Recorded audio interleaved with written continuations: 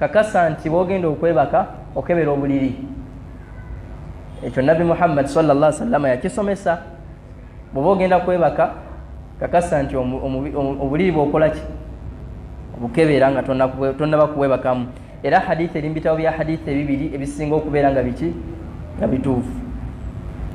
Eyogera ku nsonga eyo Abi Hurayra radiyallahu anhu ng'amannya g'amatuufu bamuyita Abdurrahman bin Sakhri ad-Dawsi yatumiza ebigambo bino agamba omubaka Muhammad anna an-nabiyya sallallahu alayhi wasallam qala idha awa ahadukum ila firashihi falyanfudh firashahu bidakhilati izarihi.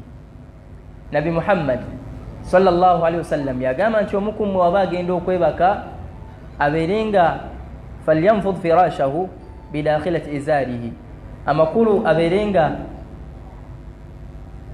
akebera obuliri bwe n'essuuka yekoze eki.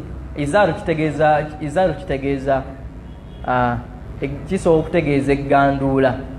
Kati olwaliro oyinza okuyita essuuka, kebera wansi w'essuuka yeeyo nga tonnaba kola ki, tonnaba kwebaka, kobeere nga waleese oyaza obuliri. Tukitegeera bulungi ekigambo kino, kobeere nga waleese okoze eki, oyaza obuliri.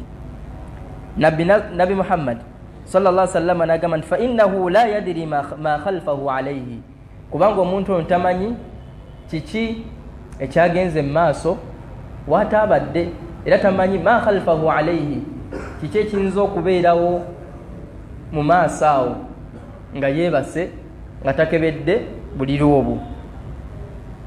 Wa fi riwayati li Muslim walyusammi llaha fa innahu la ya'lamu ma khalfahu ba'dahu ala firashihi. N'agamba nti asome erinnya lya Allah ng'agenda okwebaka ku buliri obwo